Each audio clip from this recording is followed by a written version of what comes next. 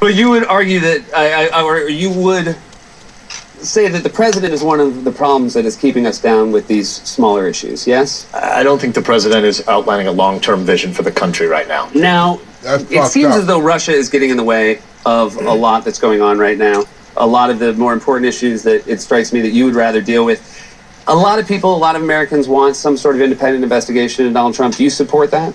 I haven't yet called for a special counsel or a special prosecutor, an independent counsel, partly because I think one of our long-term challenges is restoring trust in some of the institutions that we have. The FBI is a perfect example. It's a really important agency in American life, and we need the FBI not to be politicized. We need to have the American people believe they can trust it. I also think that about the Senate Intelligence Committee.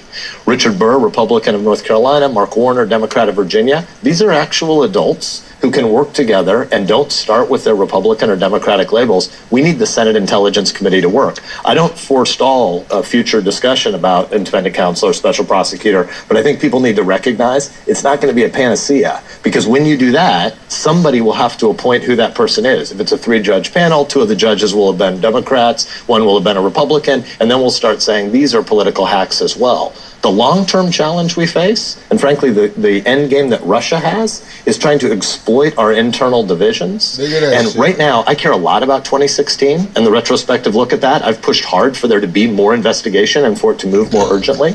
But the thing I'm really worried about is 2018 and 2020, because the technology around Russian cyber attacks on America is only going to get better and better. Republicans have the presidency, they have the Senate, they have the House. You're talking about this erosion of trust. What are you guys going to bring to the table to help restore trust? What is something, and again, I know it's not simple, but what's something you propose that could help us have more trust than we currently have? Yeah, well, there's not any piece of legislation that's going to rebuild trust. I mean, we need to understand that we live at a weird moment in history. Lots of it is the digital mobile revolution, which is interesting and going to create lots of economic opportunity. But it's also creating a media environment where more and more people can just surround themselves with a silo that's an echo chamber of what they already believe. And we'll talk to each other less and less and become more and more sure that the 2 million listeners or viewers that we watch with are the same people. We need some broader conversations about a whole bunch of stuff that's not chiefly and primarily political, because politics isn't going to comfort people in their old age when they're lonely.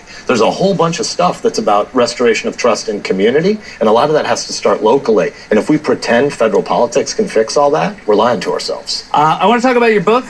You are a parent of 3. I am. And you sort of talk about toughening your kids up a little bit, giving them a sense of a day's hard work. And you sent your daughter off to a ranch. We did. Was this helpful? Did she